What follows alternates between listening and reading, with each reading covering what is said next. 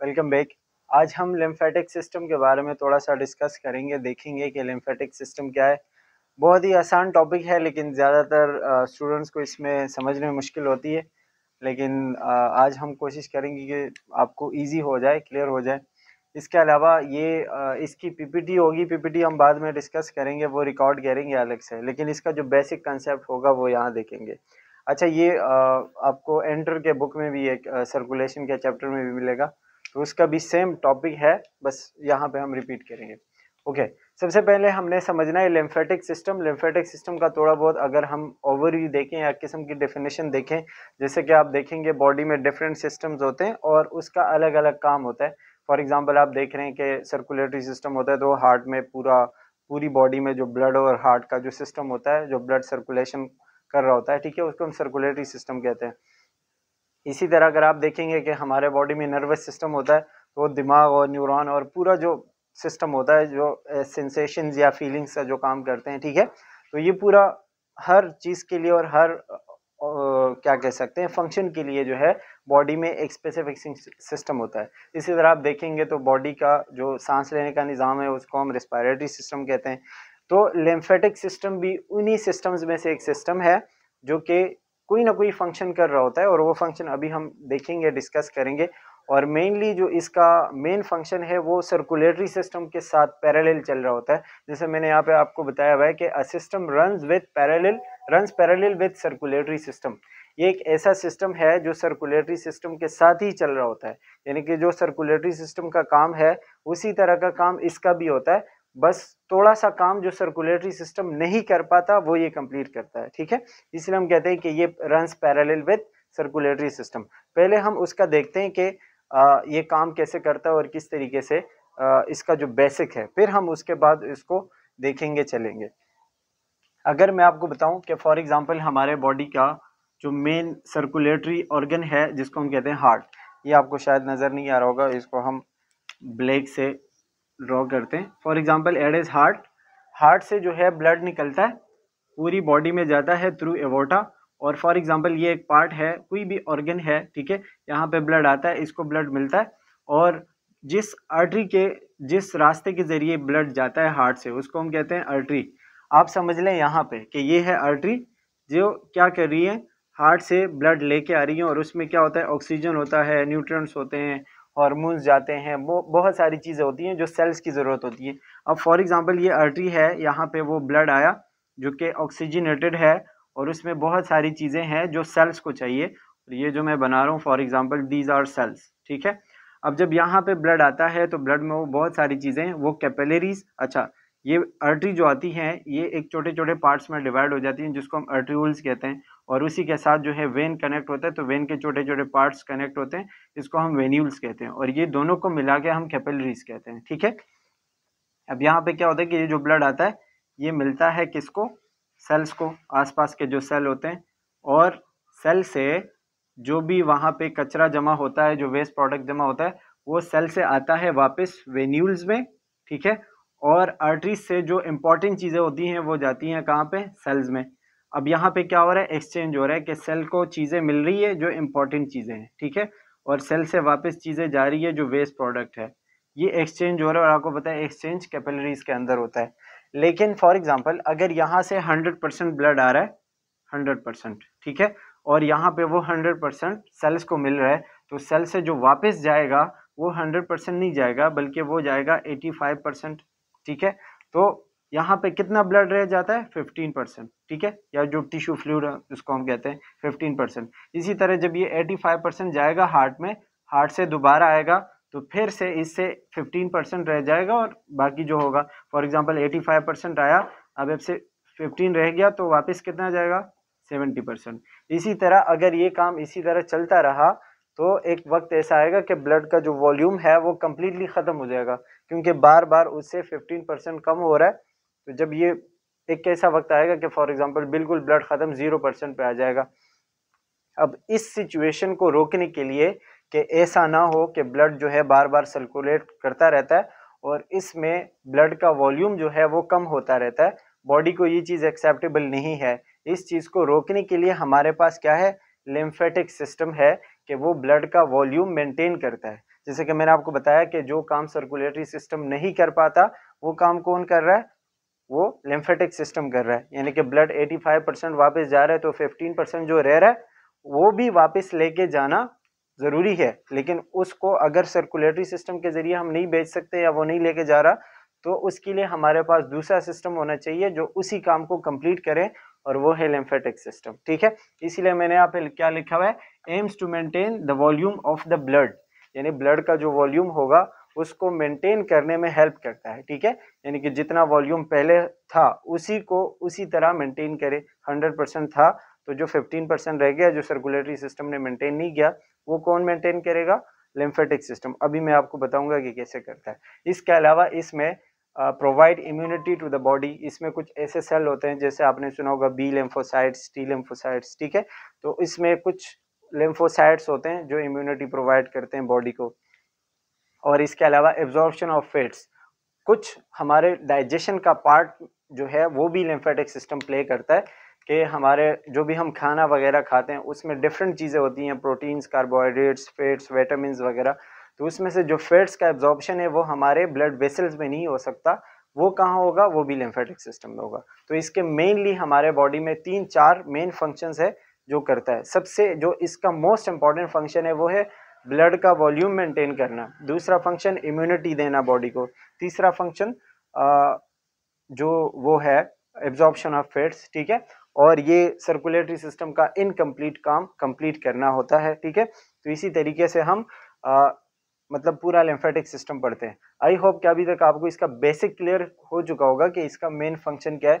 अभी हम इसके थोड़े बहुत स्ट्रक्चर पे आते हैं और देखते हैं कि ये मेन जो है किस तरीके से बॉडी में फैला हुआ है, कहाँ कहाँ पे आपको ये मिलेगा। ठीक है, अच्छा इसको मैं मिटाऊं, थोड़ा सा क्लियर करें।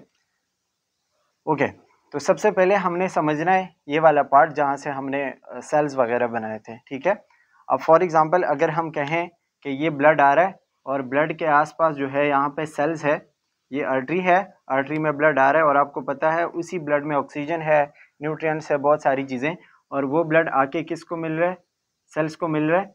आपको पता होगा कि सेल के आसपास भी एक स्पेस होता है, यानी कि सेल के इर्द गिर्द जहाँ पे सेलुलर कंपार्टमेंट्स हम इसको कहते हैं। ठीक है, ये जो जगह है इसको हम इंटरस्टिशियल स्पेस कहते हैं, this is known as interstitial space. ठीक है, और इंटरस्टिशियल स्पेस में ये जो फ्लूइड आ रहा है, जो ब्लड आ रहा है, कुछ ब्लड यहाँ पे रह रहा है और कुछ सेल्स को मिल रहा है। ठीक है, तो जो इस इंटरस्टिशियल स्पेस में फ्लूइड है या ब्लड है उसको हम कहेंगे इंटरस्टिशियल फ्लूइड। ठीक है, या अगर आप इसको टिश्यू फ्लूइड टिश्यू फ्लूइड कह लो तो वो भी ठीक है। ठीक है, टिश्यू फ्लूइड या फिर इंटरस्टिशियल फ्लूइड। अब ये जो मैंने आपको बताया कि जैसे मतलब जिस तरीके से चीज़ों ने वापस जाना है तो जितना वेन में जा सकता है वो तो वापस चली जाएगी, लेकिन जो चीज़ें रह गई उसको वापस भेजना लिम्फेटिक सिस्टम का काम है। अब लिम्फेटिक सिस्टम का यहाँ पे इसी तरह का एक वेसल होता है, जो ब्लड वेसल हम उसको नहीं कहते, उसको हम लिम्फेटिक वेसल कहेंगे क्योंकि लिम्फेटिक सिस्टम का पार्ट है। ठीक है, तो वो यहाँ पे होगा और वो जो चीज़ें इसमें नहीं हो पाई वो काम लिम्फेटिक वेसल करेगा। अब लिम्फेटिक वेसल जो है, लिम्फेटिक वेसल फॉर एग्जांपल यहाँ पे मौजूद है और इसके अंदर वैसे कैपिलरीज होती हैं जैसे हमारे ब्लड कैपिलरीज है। ठीक है, लेकिन ये कैपिलरीज बाहर से क्या होती हैं, ये बाहर से बंद होती है। ठीक है, जिस तरह हमारे कैपिलरीज आगे जाती है ना, तो ये एक दूसरे के साथ पार्ट्स एक्सचेंज करते हैं ऐसे, और ये पार्ट्स खुले होते हैं। लेकिन इनके जो कैपिलरीज है ये आपस में, यानी कि इसका जो एंड है ये बिल्कुल बंद है, इसमें बिल्कुल ये इसकी जो मेम्ब्रेन होती है, यहाँ पे पोर्स होते हैं, तो यहाँ पे जो फ्लूइड है वो अंदर आ सकता है। ठीक है, मतलब थोड़ा सा इसका जो मेम्ब्रेन है वो बिल्कुल थिन है तो वो फ्लूइड एक्सचेंज हो सकता है, लेकिन ये बिल्कुल ओपन नहीं है। ठीक है, अब जो फ्लूइड बाहर था तो बाहर हमने इसको नाम दिया था इंटरस्टिशियल फ्लूइड। ठीक है, जैसे ही ये फ्लूइड अंदर आएगा यानी कि लिम्फेटिक वेसल में आएगा, अच्छा इस चीज़ का नाम है लिम्फेटिक वेसल। ठीक है, क्योंकि ये लिम्फेटिक सिस्टम का पार्ट है, that's why we call it lymphatic vessel. ठीक है, तो जैसे ही ये फ्लूइड अंदर आएगा, बाहर इसका नाम क्या था, बाहर इसका नाम था इंटरस्टिशियल फ्लूइड। अब जब ये अंदर आया तो अंदर इसका नाम होगा लिम्फ। ठीक है, फिर हम उसको इंटरस्टिशियल फ्लूइड नहीं कहेंगे, फिर हम उसको कहेंगे लिम्फ। ये लिम्फ इसी तरह आगे चलता जाएगा अच्छा, ये बहुत काफ़ी बड़ा नेटवर्क होता है, आप जाके सर्च करेंगे तो आपको एक बॉडी में एक ग्रीन कलर का एक नेटवर्क बिछा हुआ नजर आएगा, वो पूरा लिम्फेटिक सिस्टम होता है। यहाँ पे मैं आपको शॉर्टली बता देता हूँ कि जो लिम्फ है, यानी कि वो फ्लूइड जो सेल से आया, वो इसी तरह चलता जाएगा और इस लिम्फ वेसल में, लिम्फेटिक वेसल में जो है वो मूव करता जाएगा। ठीक है, जैसे जैसे लिम्फेटिक वेसल आगे जाता है तो ये इसी तरह इसके अंदर कुछ गुच्छे टाइप बन जाते हैं, जिसको हम आप नोड्स कहते हैं। मतलब ये एक गुच्छा सा बन गया इसमें, ठीक है, एक नोड टाइप जैसे कुछ दाना सा होता है। ठीक है, इस नोड को हम कहते हैं लिम्फ नोड। ठीक है, that is known as lymph node. अब ये लिम्फ नोड जो है, इसमें बहुत सारी चीजें होती हैं, बहुत सारे सेल होते हैं, और उन सेल को हम इम्यून सेल्स कहते हैं, या फिर आप इसको सिंपली टी लिम्फोसाइट्स कह सकते हो। ठीक है, अच्छा, टी लिम्फोसाइट्स भी होते हैं, इसके अलावा मैक्रोफेजेस, मोनोसाइट्स, न्यूट्रोफिल्स, बहुत सारी चीज़ें आपने इम्यूनिटी में पढ़ी होंगी, वो यहाँ पे मौजूद होते हैं। अब आपको पता है कि ये इम्यूनिटी के या इम्यून सिस्टम के सेल्स हैं, तो इनका काम क्या होगा, इम्यूनिटी प्रोवाइड करना। ठीक है, अब ये किसको इम्यूनिटी प्रोवाइड करेंगे, यहाँ से जो फ्लूइड जा रहा है, अगर उस फ्लूइड में कोई खतरनाक चीज़ है, बैक्टीरिया है, वायरस है, कोई भी ऐसी चीज़, क्योंकि ये वापस जो फ्लूइड जाएगा ये हार्ट को ही पहुंचेगा। ठीक है, तो उसमें कोई भी खतरनाक चीज हार्ट में नहीं जानी चाहिए, इसीलिए रास्ते में चेक पोस्ट टाइप लगे होते हैं। अगर ये इसमें कोई भी खतरनाक चीज, कोई भी इस तरह का बैक्टीरिया वायरस होगा, तो वो इसको किल करने की कोशिश करेंगे, खत्म करेंगे। इसीलिए यहाँ पे जो इम्यून सेल्स है, टी लिम्फोसाइट्स और मैक्रोफेजेस वगैरह, वो यहाँ पे मौजूद होते हैं। अच्छा, तो लिम्फ नोड ऐसे बहुत सारे होते हैं, मैंने एक बनाया है लेकिन ये बहुत सारे होते हैं। एक बात मैं आपको और बताऊं कि ये जो लिम्फ नोड होते हैं, ये बॉडी के कुछ रीजन्स में बहुत ज़्यादा है। जैसे फॉर एग्जांपल आपको ये नेक वाले एरिया में बहुत ज़्यादा मिलेंगे, आपको आर्मपिट वाले एरिया में ज़्यादा मिलेंगे, ग्रोइन एरिया में ज़्यादा मिलेंगे। ठीक है, तो ये एरिया में, इन एरिया में लिम्फ नोड बहुत ज़्यादा होते हैं। ठीक है, बाकी बॉडी में ये कम कम होते हैं। अच्छा, इसके कुछ ऑर्गन्स भी होते हैं, उस पर हम बाद में बात करेंगे।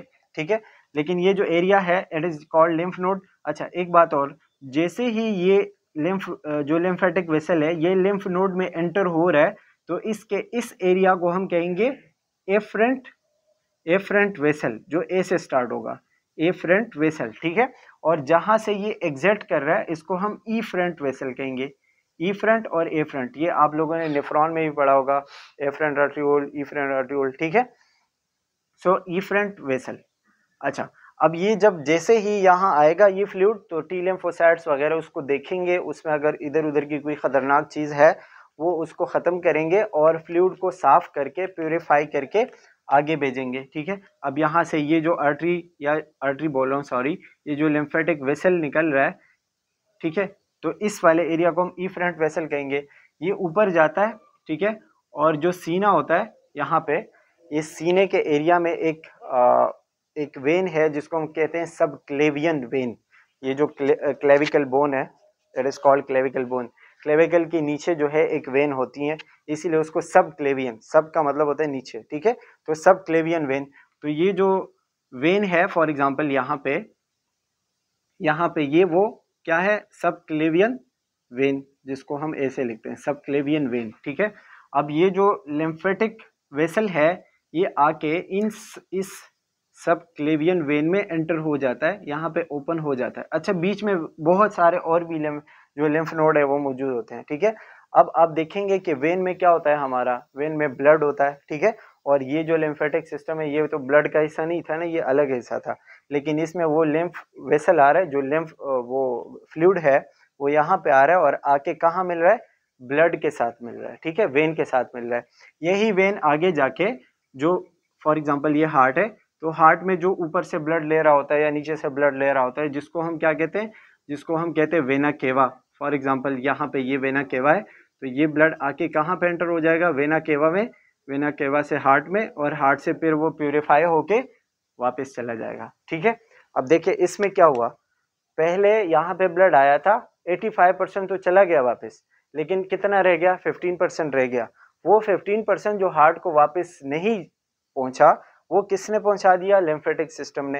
लिम्फेटिक सिस्टम ने उसको प्योरीफाई किया, साफ बनाया, क्योंकि वो दोबारा बॉडी को जाना है उसने। ठीक है, तो गंदी चीज बॉडी में वापस नहीं जा सकती, इसीलिए वो इन सब चेक पोस्ट से गुजर के साफ होके सब क्लेवियन वेन में, सब क्लेवियन वेन से वापस हार्ट में, और हार्ट में वो ऑक्सीजनेटेड हो गए, जिस तरह सर्कुलेशन का प्रोसेस होता है उसी तरह ऑक्सीजनेटेड होके दोबारा बॉडी को जाएगा। तो जो 15% रह गया था वो ब्लड दोबारा उसी 85% के साथ, यानी कि उस पुराने ब्लड के साथ मिलके ब्लड का वॉल्यूम वापस 100% हो जाएगा। ठीक है, इसी तरीके से ब्लड का जो वॉल्यूम है वो मेंटेन रहता है। अच्छा, तो ये तो इसका ये वाला फंक्शन हो गया ना सर्कुलेटरी का और इम्यूनिटी का, क्योंकि इम्यूनिटी में टी लिम्फोसाइट्स वगैरह हमने पढ़े। इसका एक फंक्शन जो रहता है वो एब्जॉर्प्शन ऑफ फैट्स है।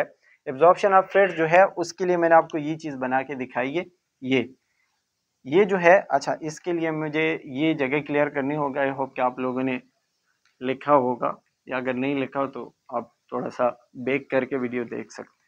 ओके, अब ये जो मैंने बनाया है इसका नाम है वेलस।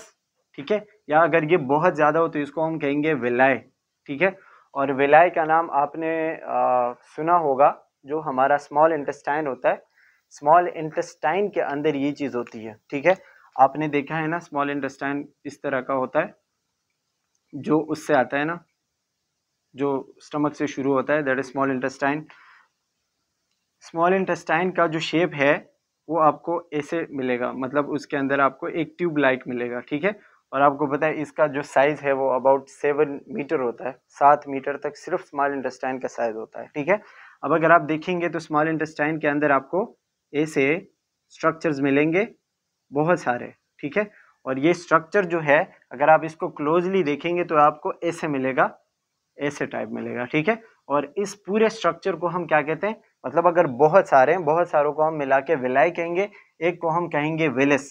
ठीक है, और वेलस जो है ये बहुत ज़्यादा इंपॉर्टेंट रोल प्ले करता है रीअब्जॉर्प्शन में। जिस तरह आप लोगों ने डाइजेस्टिव सिस्टम पढ़ा होगा, डाइजेस्टिव सिस्टम में आपने देखा है, पढ़ा है कि डाइजेस्टिव सिस्टम में जब खाना डाइजेस्ट होता है, हजम होता है, तो वो खाना स्टमक से जाता है कहाँ? अच्छा, स्टमक में डाइजेस्ट नहीं होता, जब खाना स्टमक उसको एक खाइम टाइप बना देता है तो वो कहाँ जाता है? स्मॉल इंटेस्टाइन में। ठीक है, स्मॉल इंटेस्टाइन में जब आता है तो स्मॉल इंटेस्टाइन उसको डाइजेस्ट करता है, उससे इंपॉर्टेंट चीज़ें निकाल के ब्लड को देता है। अब ब्लड को वो कैसे जाएंगी? इस विलाय के जरिए। यानी आप ये देख रहे हैं कि ये स्मॉल इंटेस्टाइन है, तो स्मॉल इंटेस्टाइन के अंदर आपको ये चीज़ें इस तरह मिलेंगी। ठीक है, और इसको हम क्या कहते हैं? इसको हम कहते हैं विलाय। ठीक है, अब ये जो फूड है वो इसमें रीअब्जॉर्ब होगा, इसमें इन चीज़ों में फूड के कंपोनेंट्स जो इंपॉर्टेंट चीज़ें हैं वो रीअब्जॉर्ब होंगी और ब्लड में जाएंगी, और ब्लड से वो हार्ट में, और हार्ट से पूरी बॉडी में। इसी तरह न्यूट्रिएंट्स बॉडी को मिलते हैं। लेकिन यहाँ पे मेरे कहने का मकसद क्या है, मैं आपको ये क्यों बता रहा हूँ, ये चीज़ विलाय, इसको अगर आप फॉर एग्जांपल ये विलाय है, ठीक है, इसको अगर आप क्लोजली देखेंगे, मतलब ऐसे जूम करके देखेंगे, तो अंदर आपको ये इस तरह का मिलेगा। ठीक है, जिसमें आपको एक आर्टरी मिलेगी, आपको एक वेन मिलेगी। ठीक है, और उसके अंदर भी आपको ये स्ट्रक्चर मिलेगा जो ये मैंने ड्रॉ किया हुआ है। ठीक है, और ये जो स्ट्रक्चर है ये पार्ट है लिम्फेटिक सिस्टम का। ठीक है, ये लिम्फेटिक सिस्टम का पार्ट है, और जब ये आर्टरीज मतलब जो विलाय में है, तो विलाय में इसको हम कहते हैं लैक्टियल। ठीक है, इसको हम क्या कहते हैं? इसको हम कहते हैं लैक्टियल। ये लैक्टियल जो है ये लिम्फेटिक सिस्टम का हिस्सा है, बाकी ये आर्टरी और वेन जो है ये सर्कुलेटरी सिस्टम का हिस्सा है। ठीक है, अब यहाँ पे इसका फंक्शन क्या होता है कि जब खाना डाइजेस्ट होके हजम होता है और वो जो चीज़ें रीअब्जॉर्ब होती हैं, तो प्रोटीन्स, कार्बोहाइड्रेट्स और विटामिन वगैरह वो सारी की सारी चीज़ें आपके आर्टरीज में रीअब्जॉर्ब होती हैं, यानी कि सर्कुलेटरी सिस्टम में रीअब्जॉर्ब होती है। लेकिन उसमें से एक चीज़ रह जाती है जो है फैट्स या लिपिड्स। ठीक है, फैट्स कभी भी आपके सर्कुलेटरी सिस्टम में या आपके आर्टरीज और वेन्स में रीअब्जॉर्ब नहीं हो सकते। क्यों? क्योंकि वो आपके सर्कुलेशन में, आपके आर्टरीज में जम सकती है, वो आपके आर्टरीज को बंद कर सकती हैं, क्लॉट बना सकती हैं। इसीलिए लोगों को जो है हार्ट का मसला, स्ट्रोक, फाले जैसे मसले हो सकते हैं अगर फैट्स आपके ब्लड वेसल्स में आना शुरू हो गए। तो इसके लिए हमारे पास कोई दूसरा रास्ता होना चाहिए जो फैट्स को एब्जॉर्ब करे, क्योंकि हमने एब्जॉर्ब तो करना है, बॉडी को ज़रूरत तो है। तो इसीलिए वहाँ पे दूसरा जो सिस्टम है जो फैट्स को एब्जॉर्ब करने के लिए है वो है लैक्टियल। ठीक है, लैक्टियल क्या है? Lacteal is the part of immune system, lymphatic system. ठीक है, अब जो प्रोटीन और कार्बोहाइड्रेट्स वगैरह है वो तो यहाँ आएंगी, लेकिन जो फैट्स है, ठीक है, फैट्स इसमें रीअब्जॉर्ब होंगी लैक्टियल में, और लैक्टियल आपको पता है फिर वो लिम्फेटिक वेसल और फिर इस तरह गुजरते हुए कहाँ जाएगा, वापस हार्ट में, और हार्ट से पूरी बॉडी में जाएगा। ठीक है, अच्छा ये फिर अलग, वो जब आप डाइजेशन पढ़ेंगे तो इसमें वो हेपेटिक पोर्टल वेन और पोर्टल वेन इस तरह की चीज़ें होती हैं, वो अलग बात है, अलग डिस्कशन है, वो हम किसी और दिन डिस्कस करेंगे। लेकिन यहाँ पे इसका फंक्शन लैक्टियल का क्या है, फैट्स रीअब्जॉर्प्शन, जो मैंने आपको यहाँ पे बताया कि ये फैट्स रीअब्जॉर्ब कराता है। इसके अलावा ये जो है इसी तरह आपके पूरे इंटेस्टाइन में मौजूद होते हैं और पूरे इंटेस्टाइन से फैट्स रीअब्जॉर्प्शन और इम्यूनिटी का हमने पढ़ लिया। इसका ब्लड वॉल्यूम में कैसे काम होता है वो पढ़ लिया। अब इसके थोड़े बहुत पार्ट्स रहते हैं, जैसे कि इसके जो कंपोनेंट्स है उसमें आते हैं लिम्फेटिक वेसल, वो हमने बात की कि क्या चीज़ है। इसमें आते हैं लिम्फ नोड, वो भी हमने बात की। और इसके अलावा टी लिम्फोसाइट्स, वो भी हमने बात की। ये आप लोगों ने इम्यूनिटी में पढ़ा होगा डिटेल से, हम भी पढ़ेंगे ये से भी। अच्छा, इसके अलावा जो चीज़ हमने और समझनी है वो है लिम्फ मासेस। ठीक है, लिम्फ मासेस जो है ये ऐसी चीज़ें होती हैं, कुछ ऑर्गन्स होते हैं जो कि लिम्फेटिक सिस्टम में स्पेशली काम कर रहे होते हैं। ठीक है, अब इसमें आते हैं टॉन्सिल, स्प्लीन, लिवर कभी कभार, उसमें ज़्यादातर हम उसमें काउंट नहीं करते, और एडेनाइड्स। ठीक है, टॉन्सिल आपको पता है कि हमारे गले में जो टॉन्सिल नॉर्मली हम कहते हैं वो हमारे लिम्फेटिक सिस्टम का हिस्सा होता है, और स्पेशली बच्चों में जो है वो ज़्यादा अक्सर स्वेल हो जाते हैं। ये हमें इम्यूनिटी प्रोवाइड करते हैं। जो भी हम खाना खाते हैं या सांस ले रहे होते हैं उसमें अगर कोई भी गंदी चीज़ है, कोई वायरस बैक्टीरिया वगैरह होगा, तो टॉन्सिल उसको ख़त्म करने की कोशिश कर रहे होते हैं, and it is the part of lymphatic system. ठीक है, इसी तरह स्प्लीन है। स्प्लीन हमारे बॉडी का, आपको पता है स्प्लीन जो है इसको हम graveyard of blood, graveyard of RBCs कहते हैं। आपको पता है कि जो आरबीसीज होते हैं, रेड ब्लड सेल्स, हमारे रेड ब्लड सेल का जो साइकिल होता है बॉडी में 120 दिन का साइकिल होता है, 120 डेज का, यानी 120 दिन के बाद आपका जो ब्लड है वो रीन्यू होता है। जैसे आप लोगों ने सुना है हमारे सेल में माइटोसिस मियोसिस का प्रोसेस होता है, तो वो 1 से 2, 2 से 4 ऐसे बनते हैं।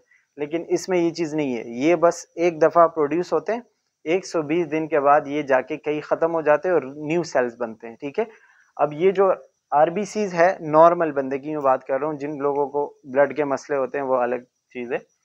आरबीसी जो होते हैं ये 120 दिन के बाद, यानी जब इनका लाइफ टाइम कंप्लीट हो जाता है, तो ये जाते हैं स्प्लीन में। ठीक है, स्प्लीन में वो टूटते हैं, उससे फिर कुछ और चीज़ बनता है, उसको हम कहते हैं बिलरुबिन, वो फिर जाके लिवर में जाता है, लिवर में फिर उससे बाइल जूस बनता है, और बाइल जूस जो है वो डाइजेशन में हेल्प करता है, वो अलग प्रोसेस है।